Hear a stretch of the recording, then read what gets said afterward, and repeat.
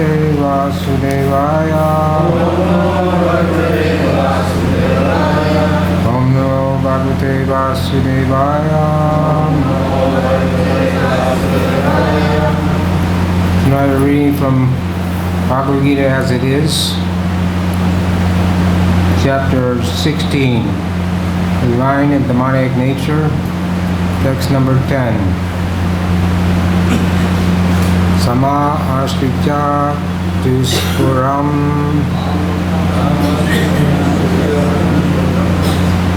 Damba Nama Madan Vita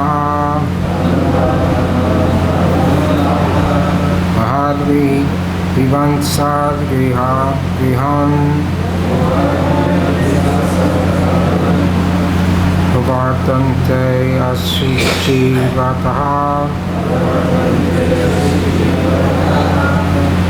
Samanasritya Duspuram Dambana Manavitaha Mahadvipasad Graham Vartante Ashichi Itaha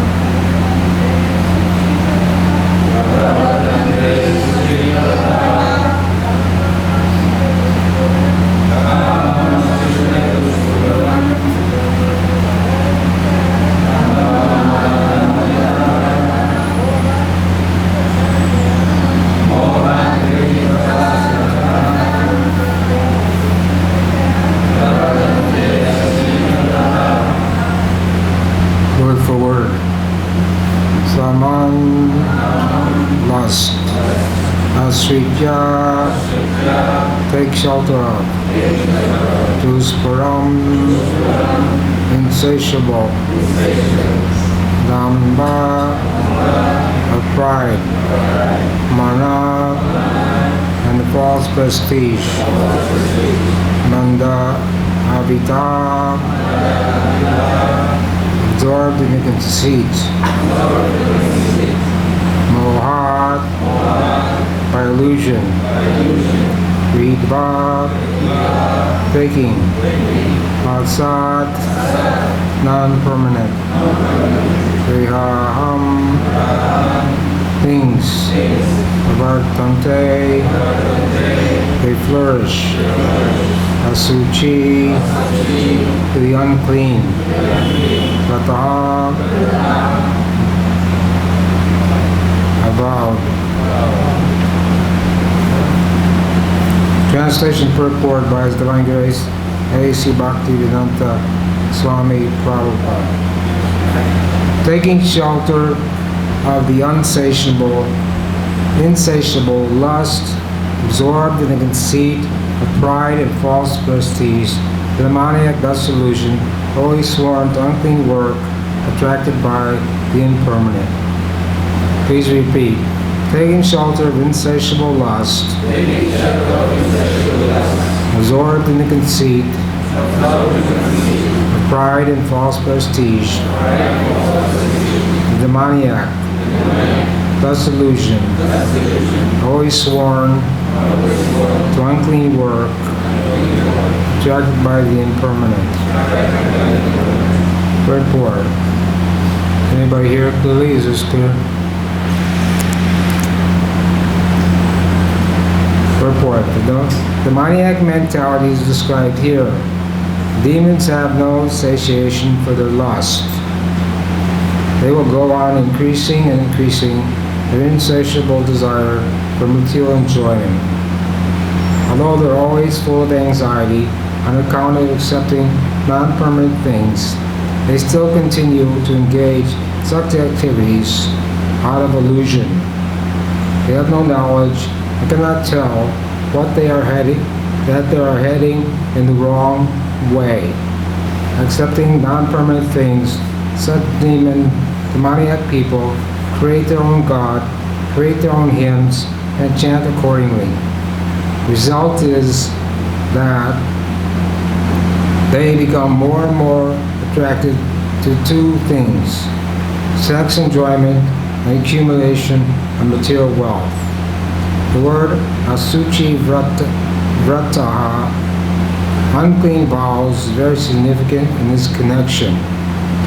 Such demonic people are only attracted by wine, women, gambling, and meat eating. Those are their asuchi, unclean habits. Asuchi, unclean habits.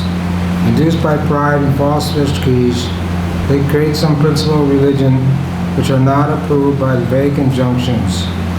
Although such demonic people are most abominable in the world, by artificial means the world creates a false honor for them.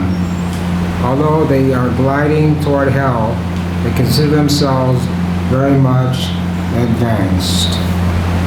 Omargana Turandasya Jana Jana Shlakaya Sakshu Linkam Jena Tasmei Shri Gurave Namaha Shri Chaitanya Manobhistam Stapitam Jena Bhutale Swayam Rupa Kadamayam Danti Sabhadanti Kam Vandeyam Shri Guru Shri Parakamalam Shri Guru Vaishnavam Shra Shri Rupam Sagata Sahajana Vananatam Tam Sajivam Sadvaitam Savutam Saripajana Saitam Krishna Chaitanya Devam Shiva Krishna Padam Sagana Larita Shri Vishnam Cha Hare Krishna Karuna Sindhu Dinabam Jagapade Gopisha Gopikanta Radha Kanta Mosute Tapta Kanchana Gorange Radhe Vrindavan Ishwari Vishnavanu Sudai Devi Priyamani Hari Priye Panchakalpatarubhyascha Privasandhivagacha Harinam Parmevo Vaishnavyo Namo Namaha Sri Krishna Chaitanya Prabhu Nityananda Shri Advaita Gadadhar Shivasri Gaur Bhakti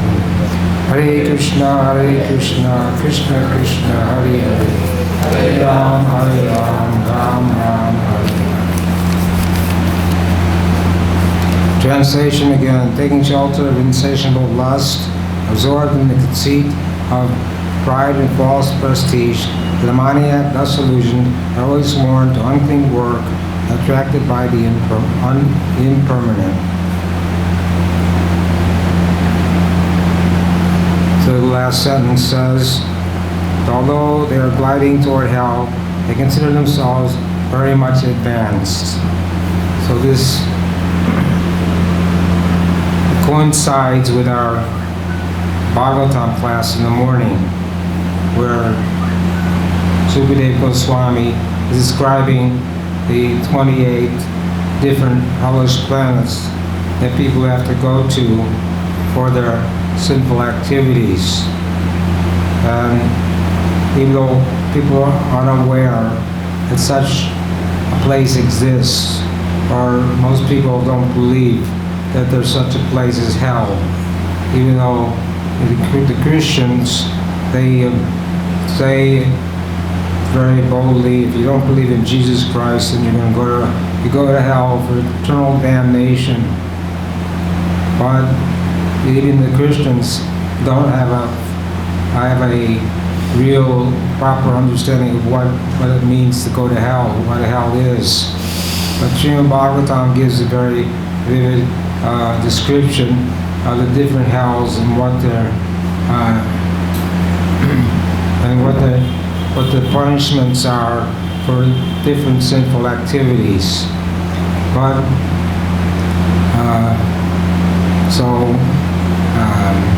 here it's describing, well, this verse, the last, since 7, 8, 9, 10, 11, these verses describe the mentality up to 16,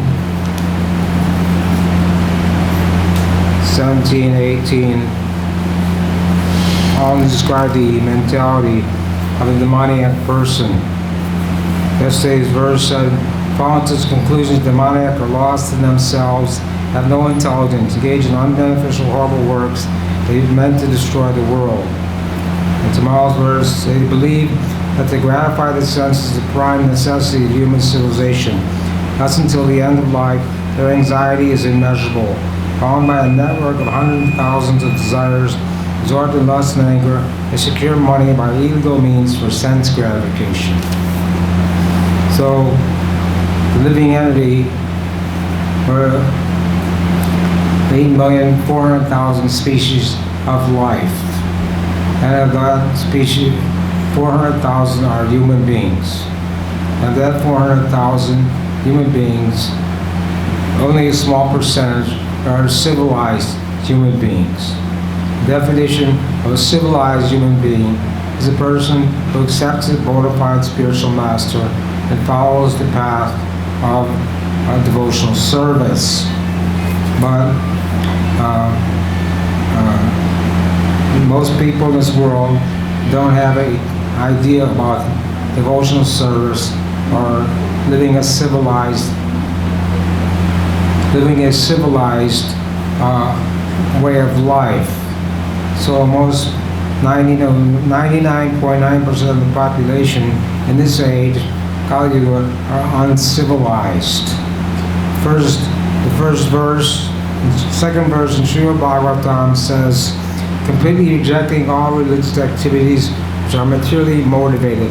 This Bhagavatam propounds the highest truth, which is undesirable, understandable by those devotees of purely pure in heart. The highest truth is reality distinguished from illusion for the welfare of all.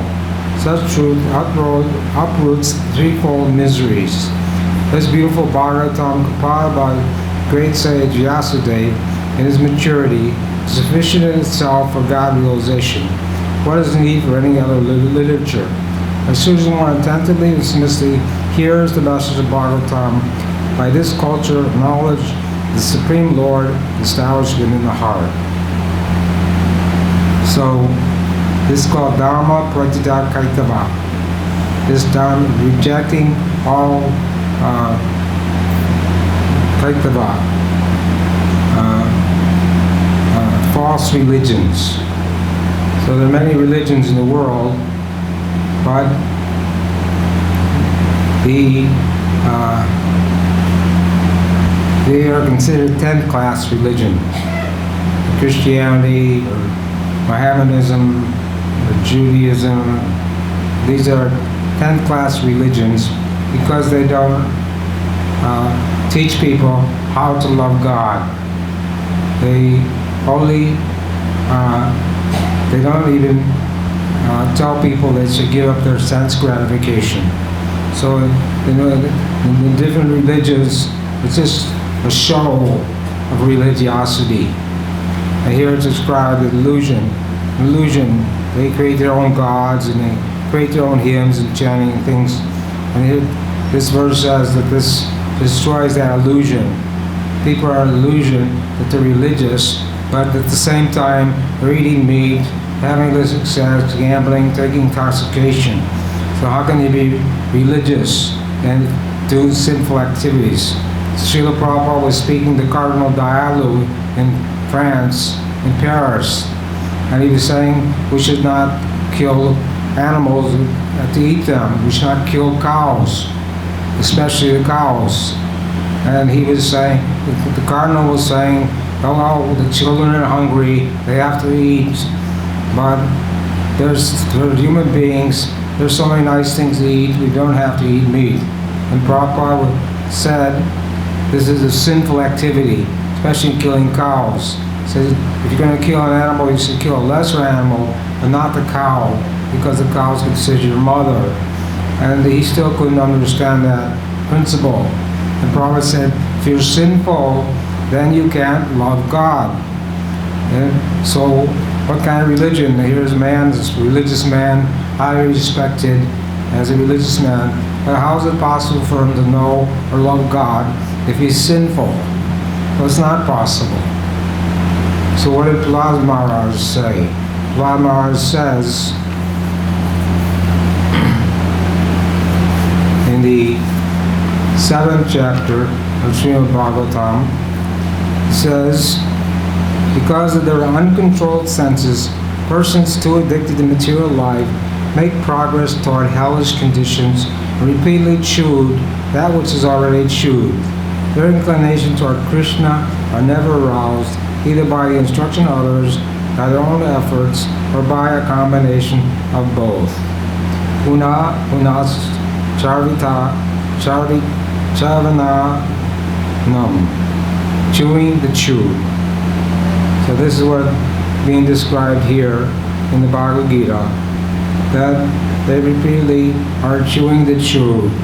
If you take a piece of sugar cane and you chew it for a while, you get some nice juice out of it. But then if you keep chewing it, nothing comes out. It's not sweet anymore. But people are still doing that, having all their various activities and thinking they're going to get some pleasure. Even old people in old age, they also want to have their sense gratification. One man had open heart surgery, they gave him a new heart, they gave heart transplant, and he told me he had 2 more years to live. So he was very happy. He said, now I can have sex for 2 more years. So this is the way people think, chewing the chew. And then when Krishna met the inhabitants of Vrindavan and Kudsetra, we just had Rath Yatra, which is Krishna going to Kudsetra and coming back to Vrindavan. So Krishna is told at the Kudsetra, he said, Ja'ami Budi Kupape Chitutke Sadi Kalatra Dishu Boma Ijadi Tad Tirtha Budi Sali Na Kahicha Designation Agneshu Saeva Gokara. One who identifies himself as the inner body, composed of mucus, bile, and air, who assumes his wife and family are permanently his own, who thinks on earthly image or land of his birth is worshipable, or who sees a place of pilgrimage as merely the water there, but who never identifies himself with, feels kinship with, worships or even visits those who are wise in spiritual truths. Such persons are no better than a cow or an ass. So this sums it up. People think their place of birth is worshipable, and they think their family life is permanent, but it's not. It says they're no better than a cow or an ass. But Vishwanath Chakravarti Thakur says that this does not apply to the river Yamuna or Ganges, but it applies to other lesser rivers, smaller, lesser important rivers. So here, sex desire. The whole world is going on in sex desire.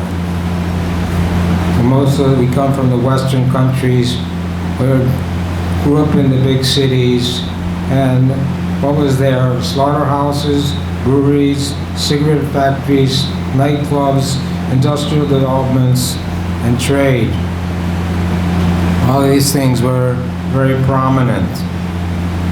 And no one thought that there was anything wrong with smoking cigarettes and drinking alcohol and going to nightclubs, and all these things were socially acceptable. But throughout the years, they came to know that smoking cigarettes causes cancer. So they put down the cigarette package to reduce people from, to get people to stop smoking cigarettes. But all these things are abominable and are not desirable by devotees in this Krishna conscious movement, because devotees are trying to develop godly qualities, not demoniac quality. So the demoniac mentality is like ocean of sense gratification. And people with demoniac mentality are always an illusion, and they have no spiritual direction. And they're always after the non-permanent, which is compared to a sadgraham, or wicked crocodiles. Wicked crocodiles. Material possessions is like wicked crocodiles, which the crocodile just consumes everything. This is what lust does. So in the third chapter, Krishna says, lust. Arjuna asks, what is one impelled to act sinfully, even even unwillingly? And Arjuna asks this question, and Krishna says it is lust alone which is all devouring sinful activity, and it's caused by the mode of passion. So here it says people take shelter of insatiable lust. Lust is like if you try to have a fire, you try to put out a fire by putting fuel in it, and the fire just increases more and more. So you can't satisfy your lust.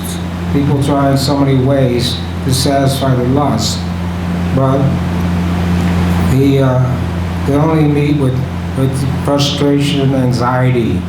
We see people in this world who are very famous actors, some very famous people.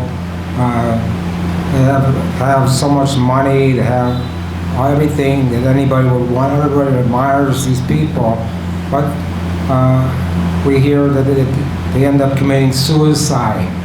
So everyone thinks they want to be like these people, and that they're very happy. Well, if they're very happy, why do they commit suicide? Because they're not happy. They have everything that anybody could possibly want, but they're still in anxiety and totally confused, and they go insane and commit suicide. You have to be insane to commit suicide. You can't be someone who's sane would know that committing suicide is not a proper thing to do. It's even illegal. If someone tries to commit suicide, the police will arrest them and put you in jail. But of course, Sanatana Goswami was on his way to Puri, and he drank some bad water and had these itching sores all over his body, and he was smelling bad, and so but Mahaprabhu kept embracing him, and before he got to Puri, he thought, well, I will put myself under the car. Now my body is abominable now, and I'm offensive. I'll be offensive to devotees, so better I throw myself under the Rath Yatra car and give up my life. Of course, he was thinking this in his mind. But Mahaprabhu is omniscient. He's the Supreme Personality of God. So he knew Sanatan's desire. So he told Sanatana Goswami that this is not the thing, that this is in the mode of ignorance, committing suicide.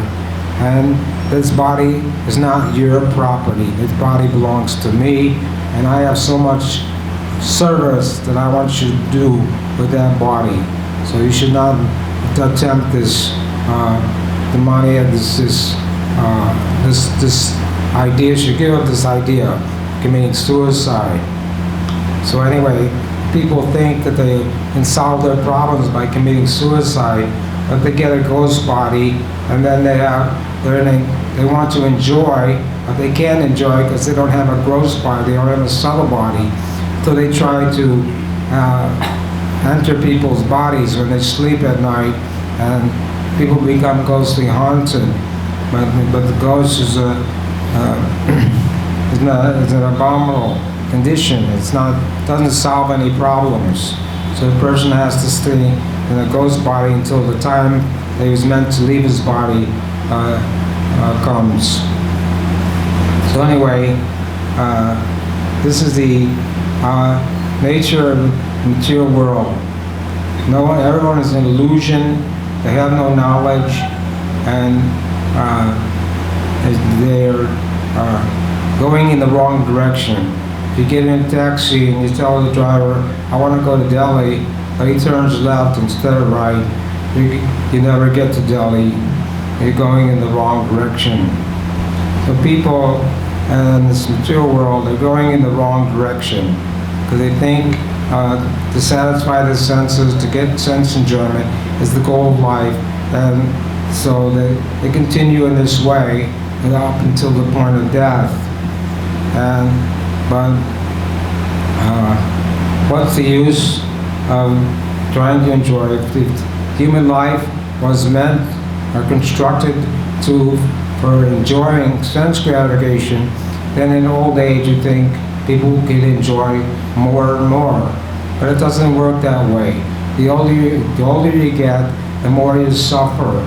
The more your body gives you trouble, the more so many things go wrong with the body when you start to get old. So it's just the opposite of what people think, that you can continue to enjoy life, but it doesn't work that way. So, especially Vrindavan, Mayapur, Prabhupada started this life membership program. He wanted people to understand this Krishna conscious movement and come to Vrindavan and retire in Vrindavan. He said Vrindavan is meant for retirement. So people in their old age can do their bhajan and retire in Vrindavan, leave their body in Vrindavan, and go back home, back to Godhead, which is the real solution. Atevadu Sarvagati Vishnu. It's the real solution to life, to go back home, back to Godhead, not to remain in this material world. Bhuva bhuva paliyate. The living entity is always going up and down, up and down. Sometimes he's in heaven and enjoying heavenly delights. Sometimes he's in hell, suffering great torture. Sometimes he's a human being. Sometimes he's an amoeba or a cat or a dog or this or that. In this way, the living entity is always transmigrating from one body to another. Denosmin yatadehe tomaram yovanam joratatadyam durapatir durastatanamvite. From boyhood to youth to old age, then again, one has to take a body again. It says that when one accepts the material body, he changes his body like the air, the moving of the air. It's a very subtle reaction. The soul goes from one body to another like the moving of the air. So we always have form, or always have a body, whatever it may be. But it says if one performs devotional service, then one's guaranteed that at least to get a human form of life. There's no loss. Krishna says there's no loss or diminution. You take the devotional service. You develop a spiritual bank account. So that spiritual bank account goes with the soul. At the time of death, the soul, the subtle body, accompanies the soul to his next destination. So the person who performs devotional service, he will either take birth in a heavenly planets and then come back to earth in an aristocratic family or in a righteous family and continue his devotional service. But those people who don't practice devotional service, they have no idea what their destination is going to be. So therefore, they're always in fear and anxiety about their life. And they're going in the wrong direction. So we have to turn them around. That's why Srila Prabhupada was ordered by his Guru Maharaj to print books. Books are the basis. And Prabhupada said that we should print the books in as many languages, as many countries as possible to educate people so that they won't remain with this demoniac mentality. And of course, it's not possible to transform the whole society or the whole world into Krishna consciousness. But at least those who are innocent people who have some pious credit, punya, from previous life, they can begin their Krishna consciousness. In this way, understand how to go in the right direction. You see, and many times devotees distribute books to people, and the people don't really want the book. But when people get a book, they don't throw it away. They put it on their bookshelf, or they give it to someone else. So we have many cases of people who had a book, Bhagavad Gita, or some book, and they didn't read it, but after 20 years, they read the book and decided that Krishna consciousness was the right path. And they started to take up Krishna consciousness. One man in Delhi, he's 65 years old, he got a Bhagavad Gita. His son-in-law got a Bhagavad Gita. And his son-in-law said, well, I'm not interested in Bhagavad Gita, so you take it. So he got the book from his son-in-law, and he started reading it, and he started going to the temple, and he became a full-time devotee, and he got initiated. But his whole family, they still don't accept Krishna consciousness. They think he's crazy. And he tells them that what they're doing is wrong, and they should take up the chanting, but they aren't agreeable to follow his instructions. He even has a friend who was born in a Brahmin family, considers himself a Brahmin. He just opened a restaurant that sells meat, fish, and eggs. And he told them that this is not right. You're supposed to be a Brahmin. The man said, oh, you're just crazy. You don't know what you're talking about.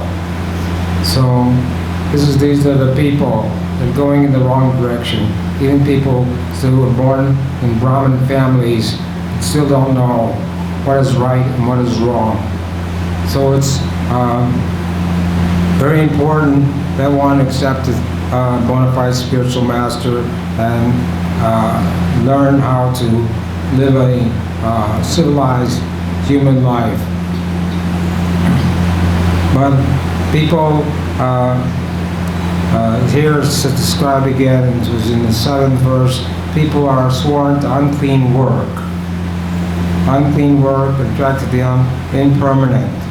If you ever taken a flight on an airplane, they serve food every so many hours. And you'll hardly see even one person will get up and go in the bathroom and wash his hands after eating. So this is the whole world. Everybody's unclean, sworn to unclean work, unclean habits, right? A devotee would never think that when you eat, after you finish eating, you have to wash your hands. No one would think that I shouldn't wash my hands, or even the people, when they go to the bathroom, they don't wash their hands or take bath. But devotees know that we have to, that these things, to automatically do these things. So being unclean is a demoniac quality. In the 70s, 60s, there was the hippie movement, and a lot of them were accustomed to being unclean. And people would come to our temples. We have a Sunday love feast, so we'd have to have a person at the door to check the people from coming in, because some people didn't wash their clothes and smelled bad. We couldn't let those people in. At least they had to take off their shoes and wash their feet. Otherwise it smelled too bad. So people, like, in the mode of ignorance, they keep themselves in an unclean condition and don't know what cleanliness is. So Prabhupada, you can imagine Prabhupada went to America and in New York in 1966. He had to deal with all these people. He had one servant who never even took a bath. And some of the students who were coming to see Prabhupada, they lived in apartments that didn't have a shower. So they had to go to someone else's apartment to take a shower. And the devotee would never think of not taking a bath at least once a day. The sannyasi is supposed to take a bath 3 times a day. Also, they're supposed to take a bath 3 times a day. Brahmachari should take a bath 2 times a day, or at least once a day. So the devotee would never think, I'm not taking a bath. But at that time, when Prabhupada was in New York, people didn't know anything about cleanliness or about how to live or how to act or anything. So Prabhupada had to train people how to be clean. And this is not very pleasant thing, but Prabhupada took up the task anyhow to make these people, it says, and Prabhupada was criticized by his godbrothers and by the Brahmin community for saying that you can't make Western people into Brahmins and sannyasis.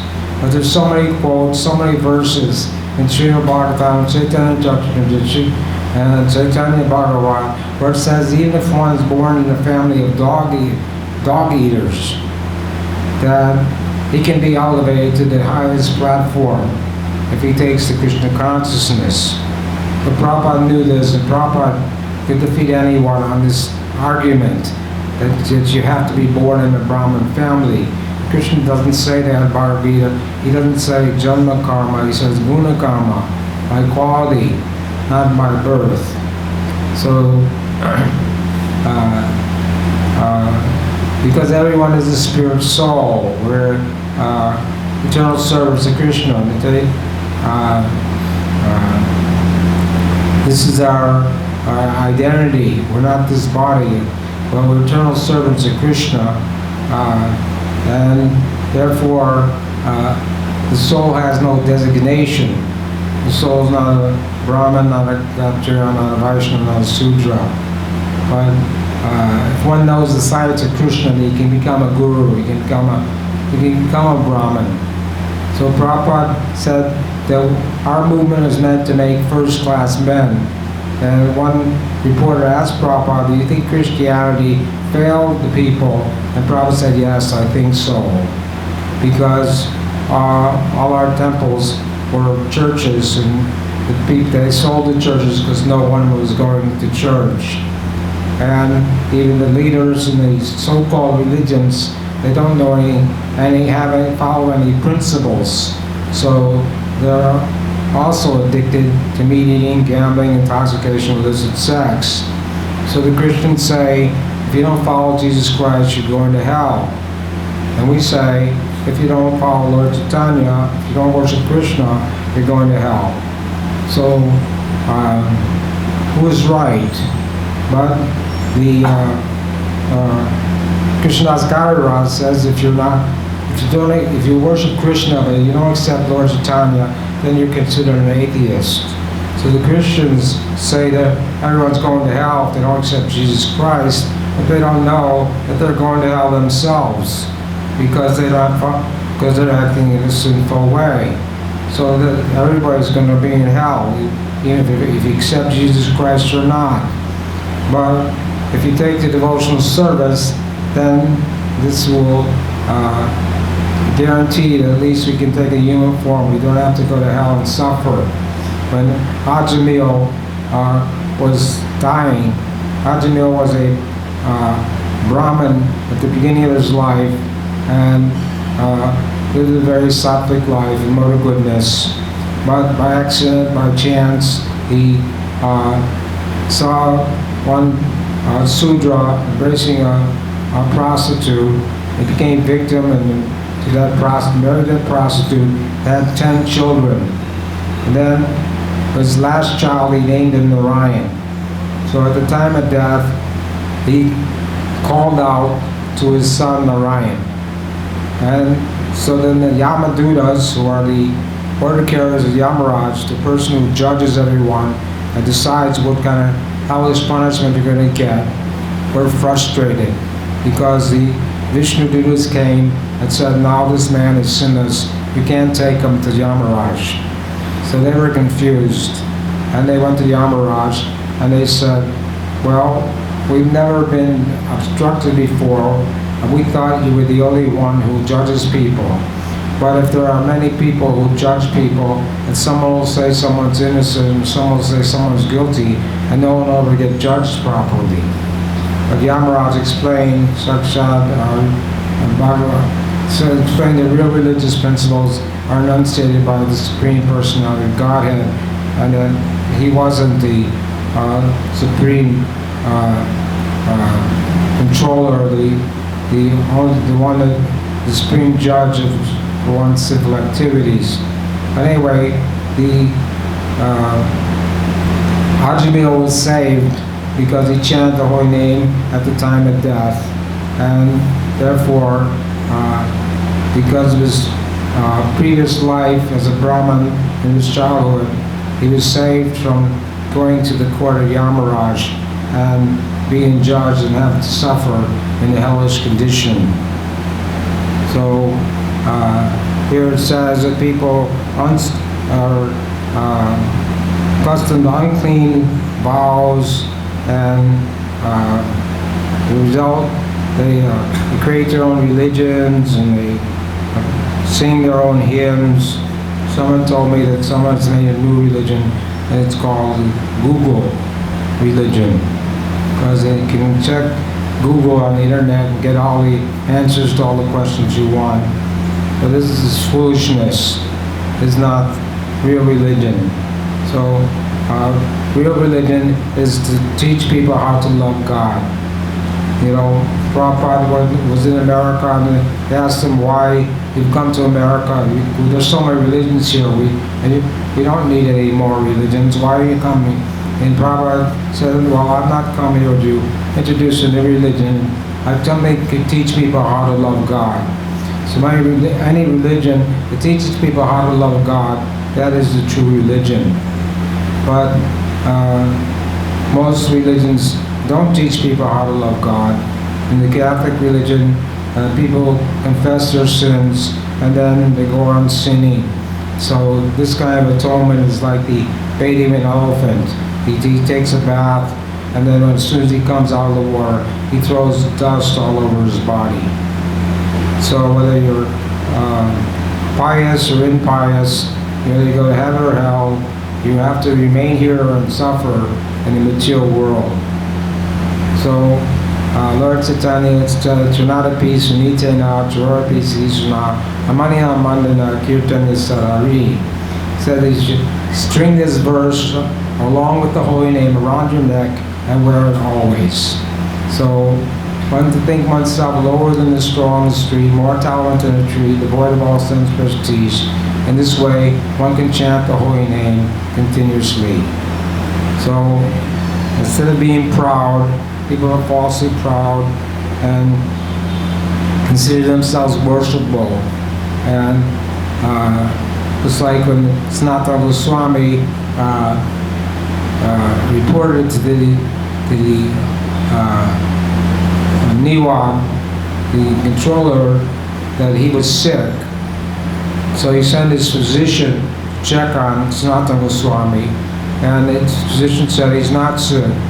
So the Niwab, he went to see Sanatana Goswami, and they asked him, why you're not coming to do your government service? So Sanatana Goswami first offered obeisances to this person because he was in a high position, and anybody who's in a high position, it is because he's awarded this position by the Supreme Personality of Godhead, so he's offered respect. But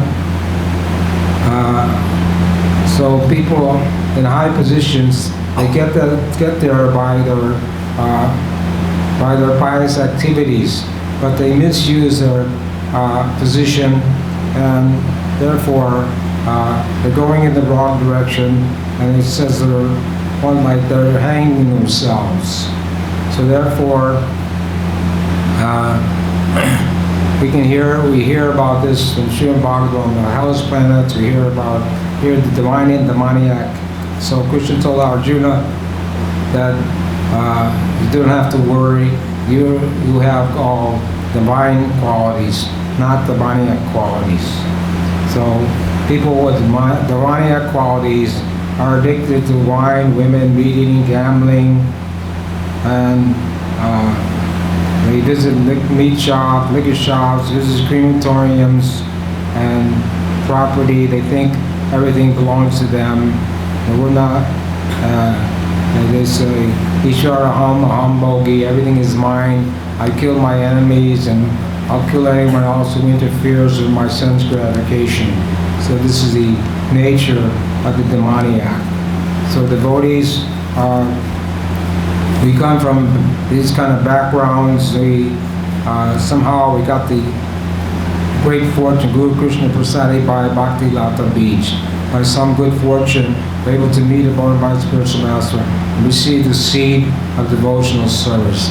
So we should cultivate that seed and try to keep ourselves pure by chanting 16 rounds every day, following four regular principles, and not have to take birth again in this material world.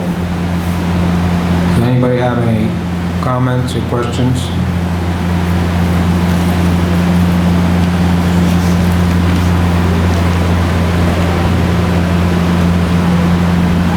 Yes.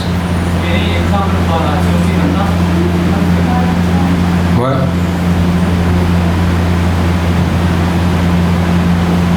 Is there any example for Ashwati? Ashwati. He's asking about the example for Ashwati. Unclean broths. Well, I don't know. You see Naga Babas, and you see people doing all kinds of things. You know, some people put their head in the sand with their feet up all day, or unclean broths. No, I don't know what anybody else can answer that question, but it seems to me any kind of austerity that people perform that don't produce to give you love of God, make you Krishna conscious, they're considered unclean broths. Things that don't purify the heart. The whole idea is to purify the heart. Shaita Darpana Marjanam. So any vrat, there was one man over here that never sat down for 20 years. He has an ashram on the Parikrama Marg. So this is not the Yuga Dharma. This is the result. He just got sore feet. But that's an unclean vrat. That was not a bona fide vrat, but he didn't sit down, and I think he didn't speak either for 20 years. So many people perform different kinds of vrats. It is not recommended in this age. The only recommended vrat is chanting of the holy name.